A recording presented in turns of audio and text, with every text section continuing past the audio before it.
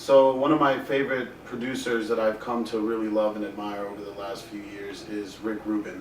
He was someone who I never realized was such a big part of the catalog of music that I had been into across a lot of genres.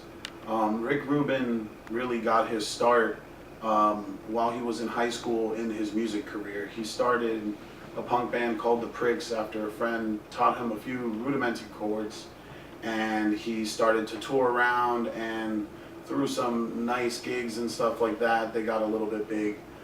He then got tired of that scene and started to get into the hip hop scene. He met DJ Jazzy Jay from Zulu Nation, and he was introduced even deeper into the hip hop scene. Later, Jazzy Jay introduced him to Russell Simmons, who helped him get Def Jam Records off the ground.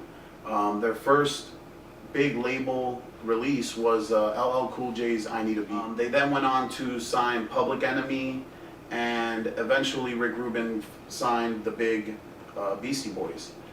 He was credited with getting the Beastie Boys away from their early punk rock influence and getting them into their hip hop.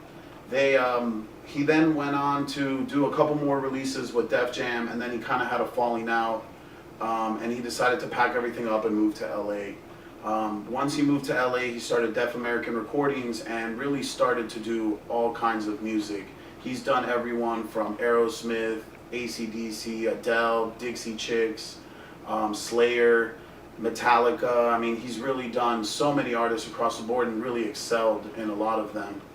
He's gone on to win many Grammys, Best Producer of the Year for many works with Dixie Chicks and Metallica, and he's gone on to do that several years, and also won big awards for albums he worked on, like Adele's 21.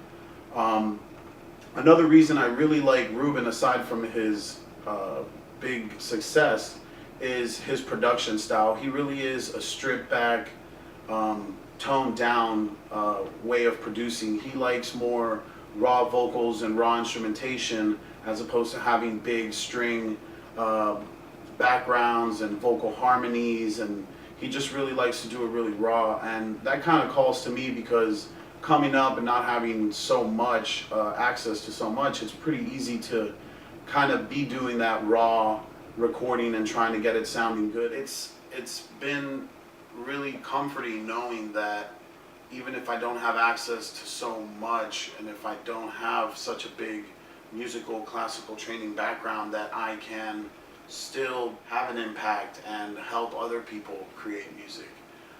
That to me was the biggest thing that really made me, look at Rick Rubin and be like, wow, man, that's someone I, could want to be like. My name is Jose Matos, and thanks for listening.